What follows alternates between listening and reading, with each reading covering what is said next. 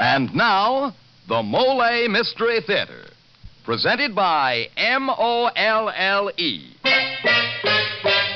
Molle, the heavier brushless shaving cream for tough whiskers or a tender skin.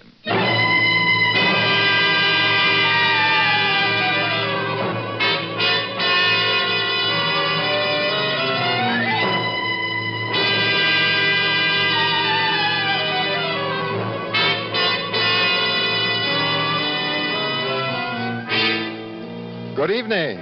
This is Jeffrey Barnes, welcoming you to the Molle Mystery Theater, the program that presents the best in mystery and detective fiction. Henry Morgan, who was to have been with us tonight, will appear instead next week. Tonight, our story by Robert Mitchell and Gene Levitt is entitled Make No Mistake and stars Alan Baxter, well-known young actor of stage, screen, and radio, currently appearing in the hit motion picture Close Up, who will play the leading role of Dave. Dave is one of two people, neither very good nor very bad, who find that one mistake can put into motion a series of events that leads inevitably to disaster. Well, yes, Mr. Barnes, but mistakes can be avoided. So let's make no mistake about this. Even a man with tough whiskers or a tender skin can enjoy a clean, comfortable shave. How?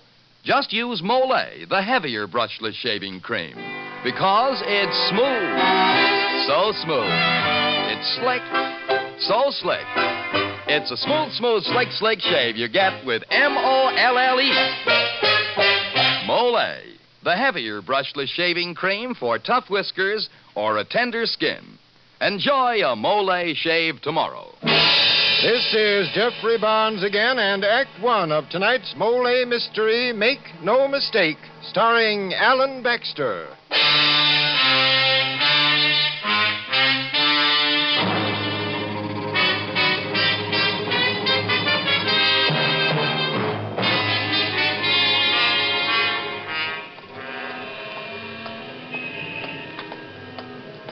I had to hang on to myself a little longer because I had one more thing to do.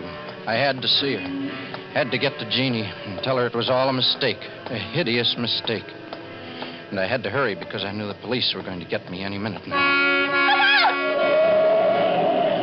Watch it, you jerk. Hey, you crossed against the light, Mac. What's the matter? Tired of living? Tired of living? No. When you're 28 and in love, you're not tired of living. If you're going to die, it's for another reason, believe me. That's why I had to see Jeannie. Somehow I had to explain about the mistake. And that's what was driving me out of my mind. Even now, I couldn't look back and say just exactly where the mistake had been made. I couldn't tell. Even now, with death on my hands. Maybe this was a mistake, too, this coming to see Jeannie, but I had to. I had to tell her. After that, whatever happened didn't matter. I went up the steps and opened the door. It rang an automatic chime someplace inside, so I closed the door and waited.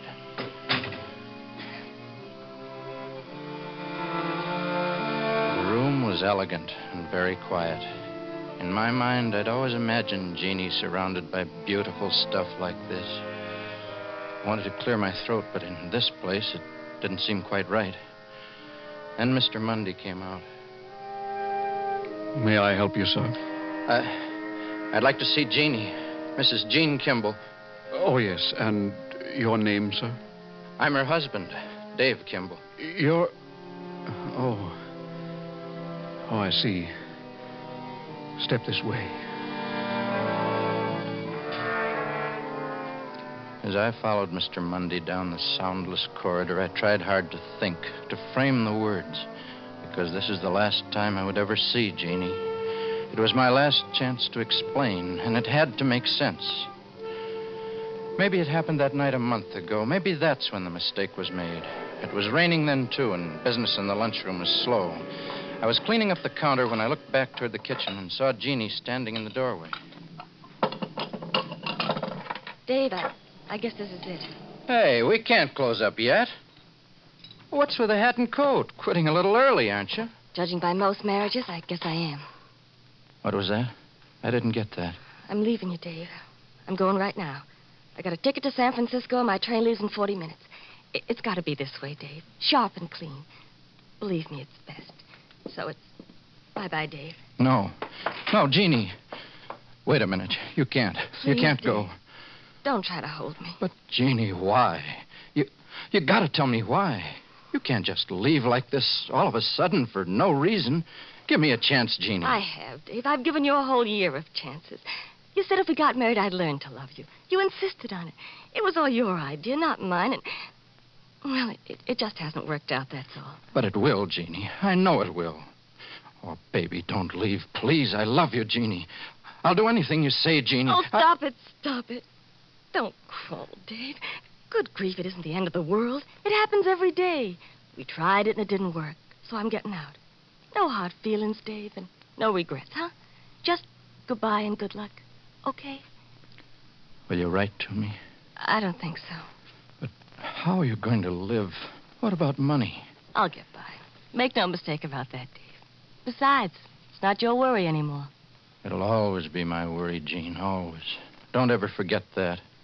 If you're ever in trouble, if you ever need me, just remember... Jean! Jeannie!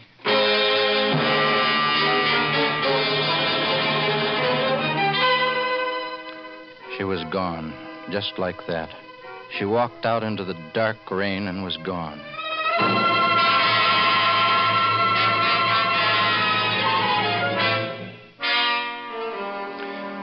I didn't think I could live without Jeannie. I loved her so much. But I lived. The days went by and the nights. Business picked up in the lunchroom, and I hired a fellow to help out, and things went along.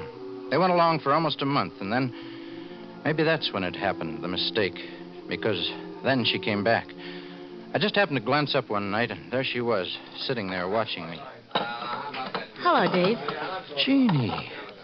Jeannie. Gee, what a surprise. Why, I never expected... Oh, Jeannie. Hey, look, let's get out of here. Go someplace where we can talk. All right, Dave. Hey, Tommy, take over for me, will you? Okay, Dave. Come on, Jean. Well, you look just the same, Jean. You haven't changed. Haven't I, Dave? No, you look wonderful. I guess San Francisco agrees with you. How is it, Jean? Are you happy? Oh, you know how San Francisco is. Hills and water and big bridges. But how have you been, Dave? And how's business? Okay.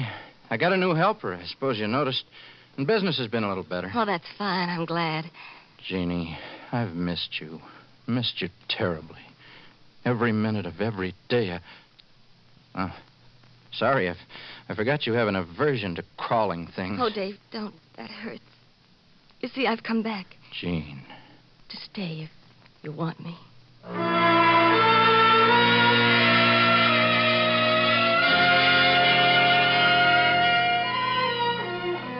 If I wanted her, there was nothing in the world I wanted more. We picked up life where we dropped it a month ago, and at first it seemed as though she'd never been away. But then I began to detect it. The change. Jeannie was afraid. She was on guard, waiting for something to happen. 2 nights later, just before closing time, it did. It happened. I was in the kitchen when the guy came in. Sorry, mister, we're just closing. Go ahead and close. What do you want? Cup of coffee? Well, all right, as long as that's all you want. Just coffee, that's all. For now, baby. Thanks. By the way, baby, where are you from? What? Here. I'm right here. Why? Oh, nothing. For a minute, you looked like somebody I knew once in San Francisco. You ever been in San Francisco, baby? Say, up around Fillmore Street? Dave, that man out there. What about him? Jeannie, what's the matter? You're white as a sheet. I'm not feeling so good, Dave. Will you wait on that guy for me? Well, sure, but... Hey, look, you sit down and take it easy. Hi, mister. You about finished with your coffee? Where's the girl? She's through for the night. We're closing up. How about a refill on the coffee? Look, mister, I said we're closing. We want to get out of here and go home. I'll bet you do. Where does the girl live? She's a married woman. No, I'm sorry, but you'll have to leave. You mean you won't give me any more coffee? Is that what you mean? That's right. Okay, chum.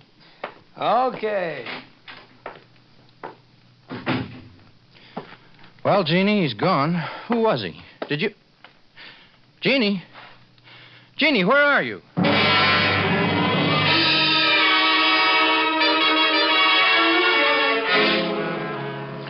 I don't even remember if I turned out the lights. I just locked the door and went home as fast as I could, and Jeannie was there in the apartment throwing things into a suitcase.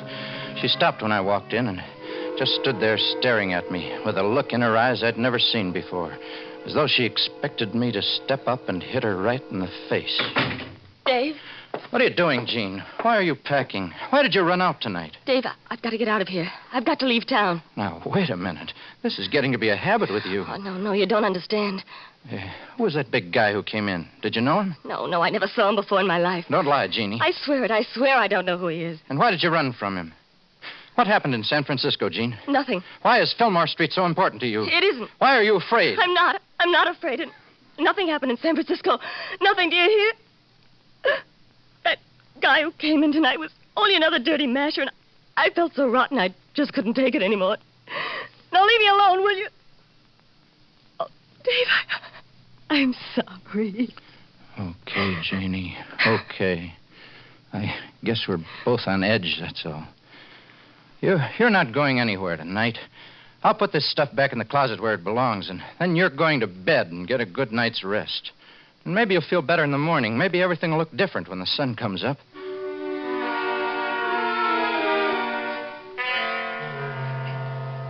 But I knew it wouldn't. I knew nothing would be different. Because when I went over to the window to pull down the blind, I saw the same big guy standing under a lamppost across the street, watching our apartment.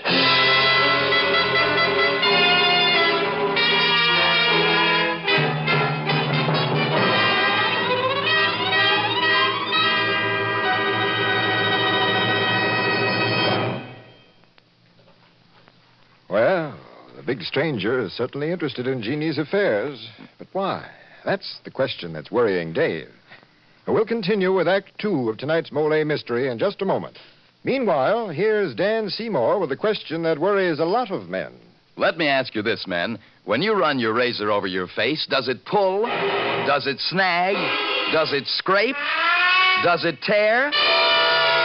Well, mister, chances are you have tough whiskers or a tender skin. So shave with Molle, the heavier brushless shaving cream. Then you'll say it's smooth. So smooth. It's slick. So slick. It's a smooth, slick shave you get with M-O-L-L-E. Molle. That's right. Rich, creamy Molle is made to order for men who have tough whiskers or a tender skin. Because it is heavier, Molle not only softens your whiskers, it sets them up right, ready for your razor to take them off easily and painlessly. So enjoy a Molle shave tomorrow. And now this is Jeffrey Barnes again, returning you to the Mystery Theater and Act 2 of Make No Mistake, starring Alan Baxter.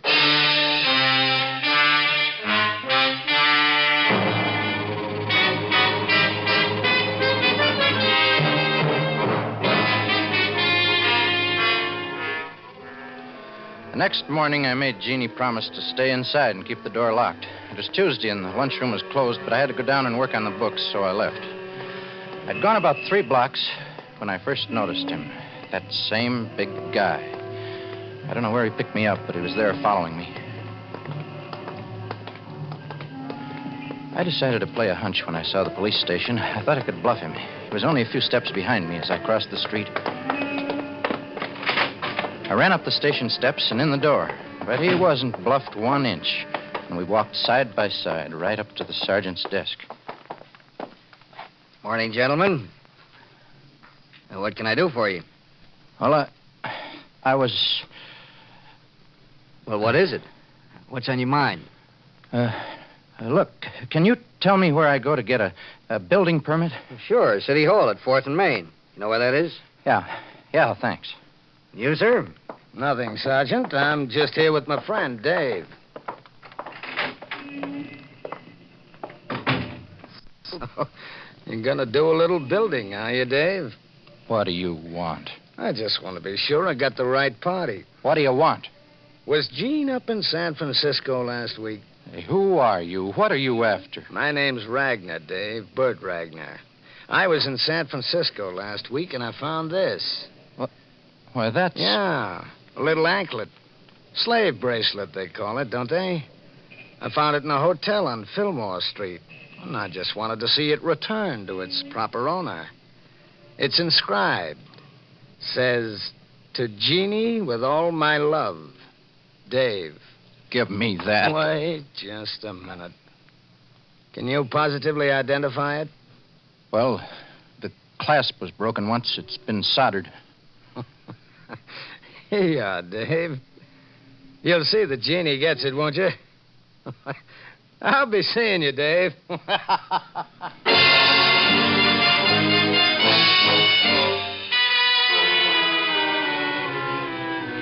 I got a terrible sinking feeling inside then, as if it were already too late, as if I knew already how it would end. I started to run after Ragnar, to beat some answers out of him, but he was gone. I turned around and went back to the apartment instead. Dave? You're back so soon. Is everything all right? I've got something of ours, Jean. What? This. It's that little anklet you used to wear. Here. Where did you get this? That guy gave it to me, the big guy. The one who came in last night? That's right. His name is Ragnar. He says he found it last week in San Francisco. What did you tell him? What did you say to him, Dave? I identified it, and he returned it to me. You identified it for him? Oh, you fool, you blind, stupid fool, Dave. Why did you claim it? Because it's the one I gave you. Why shouldn't I identify you it? idiot. Tell me what you've done that makes me such a fool for claiming my own property. No. Now tell me what happened in San Francisco. can't. Jean, tell me.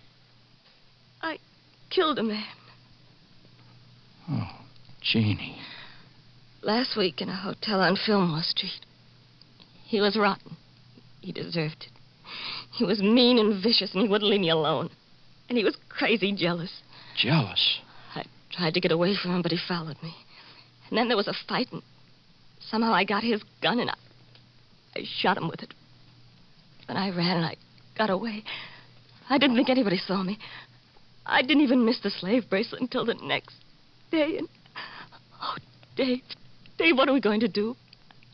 Do? I don't know. Dave, do you think Ragnar saw what I did? Do you think... He knows all about it, believe me. You can count on that. But who is he? What does he want? You lying again, Jeannie, don't you know? I swear I never saw him before in my life. What if he's a cop? Dave, what do we do if he's a cop? Now, listen, Jeannie, there's Dave, no... let's get out of here. Let's leave now, right away, while we still got a chance.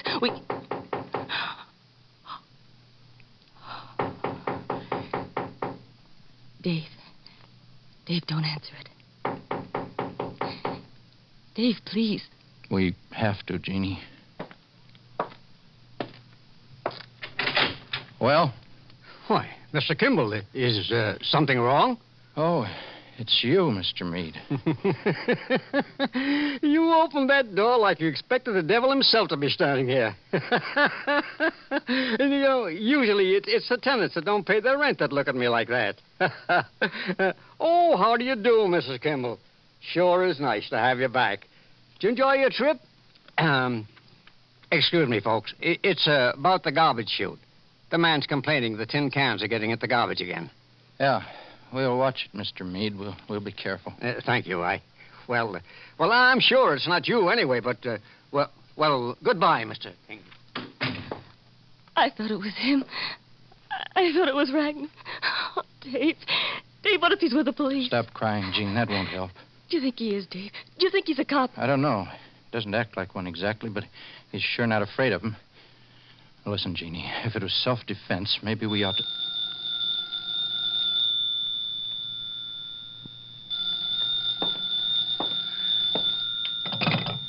Hello? This is Bert Ragnar, Dave. I suppose you've been talking things over with Jean. Well, now I guess it's about time for us all to get together and decide what's to be done. Listen, Ragnar. No, you listen, Dave. You listen. I got a room at the Claremont Arms Hotel. You know where that is? It's a walk-up about 5 blocks from your place. I know where it is. All right. You and Jeannie be over there at 8 o'clock. Room 212. I'll be expecting you, Dave. So don't try to leave town or anything stupid like that. Don't disappoint me, Dave. We'll be there, Ragnar. Both of us. At 8.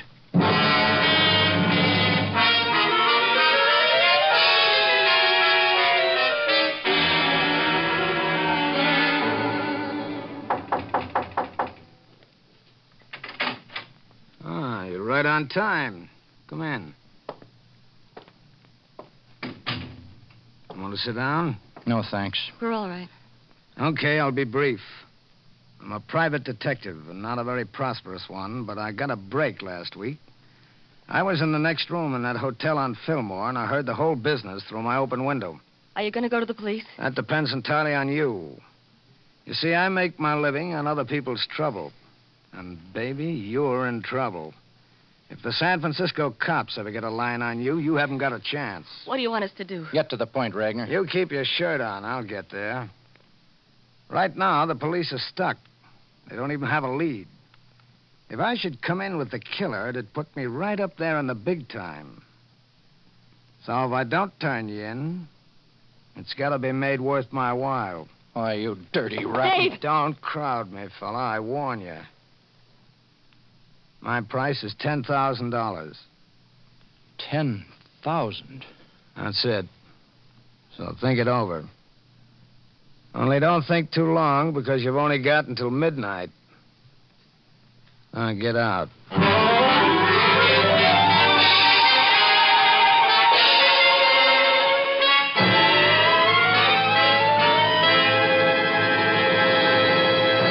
This is Jeffrey Barnes again. In just a moment, we'll bring you Act 3 of Make No Mistake. Now, a word from George Putnam. One thing to remember about the most common type of dandruff is that many outstanding authorities say it is not a natural condition, but actually is caused by a germ called Pityrosporum ovale. Now, the only way you can get real relief is to destroy this germ, and simply washing or brushing away loose dandruff won't do it. But double danderine will.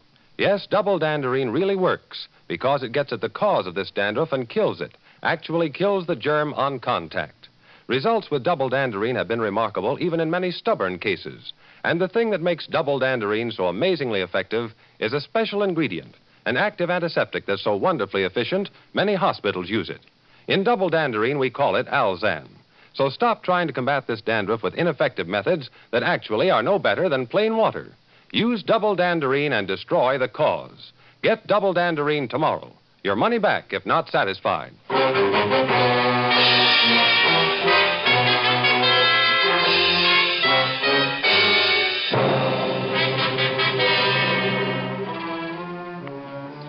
Jeannie and I walked out of Ragnar's room and all the 5 blocks back to our apartment without speaking a word to each other.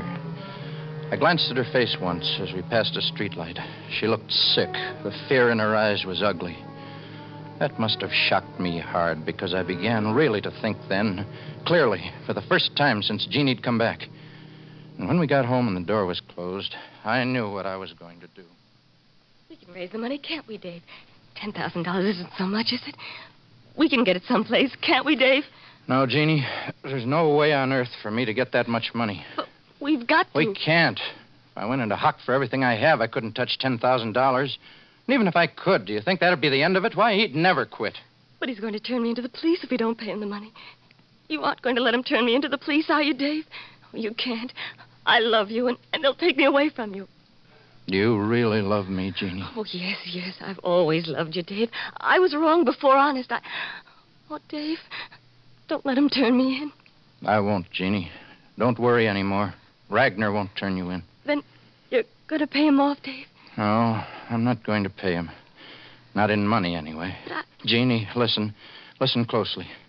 I'm going out now to see Ragnar. You stay in the apartment, do you hear? And when I come back, if anybody should ask, you're to swear I was here with you all the time, that I never left. Do you understand? Oh, Dave. I'm going now. And don't forget what I said. I'll get it, Dave. Hello? Ragnar? Oh, Dave, it's Ragnar. Lie to him. Stall him. Tell him I'm out getting the money, and I'll be in his room in half an hour. Hello? Dave is out getting the money now, and he'll be up at your room in a half an hour. Yes, that's right.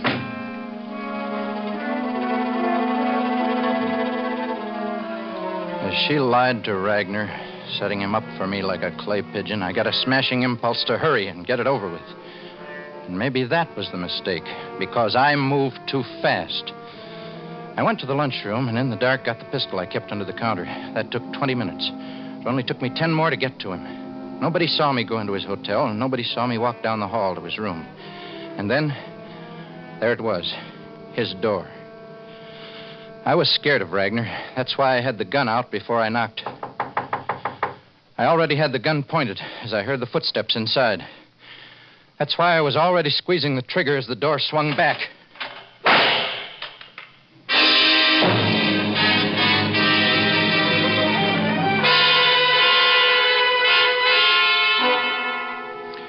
When the sound of that shot slammed into my brain, I dropped the gun and ran. Because I knew that that murder, too, was a mistake. A monstrous mistake.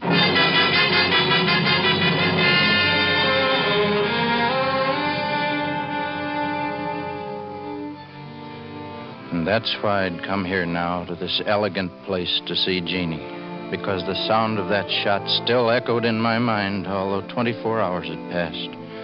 That's why I was following Mr. Mundy down the silent corridor. I had to see Jeannie once more and tell her about the mistake. Here you are, sir. In here. Thank you.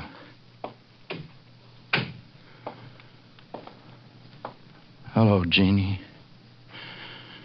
Well, Jeannie, the police have already caught Ragnar. He's told them the whole story by now.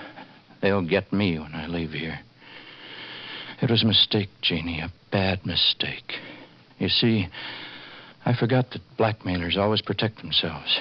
And that's what you found out. That's why Ragnar called our apartment just as I was leaving, to tell us he had written a letter about the whole thing to be forwarded to the police in case anything happened to him. That's why you tried to stop me from killing him. Why you went to Ragnar's room and waited for me. That's why you opened the door. But I'm not sorry it turned out this way, Jeannie. This way, I did it by mistake. Someday, I would have done it anyhow. Deliberately.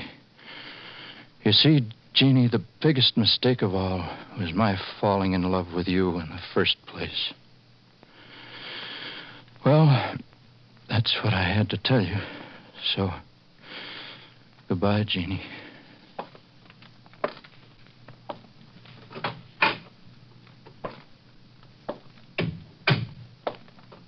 Mr. Kimball, are you going to leave now? Yes, Mr. Mundy. Well, good night, sir. Good night.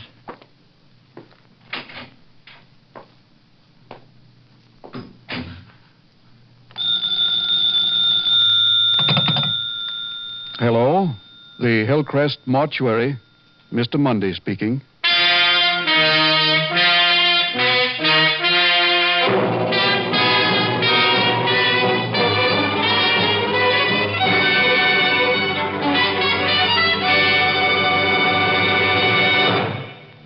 It's strange, but it's true. A person can get so tired he can't do his work well, can't even get any fun out of life. Now, if you're that tired and pale besides, your doctor may find you have a borderline anemia resulting from a ferronutritional blood deficiency. Then take ironized yeast tablets. They help increase your strength, regain your color by building up your red blood cells. So take ironized yeast tablets to get the energy you need to work, to play, to think. Ironized yeast tablets. Be with us next week when the Mystery Theater presents The Inescapable Corpse starring Henry Morgan. This is NBC, the National Broadcasting Company.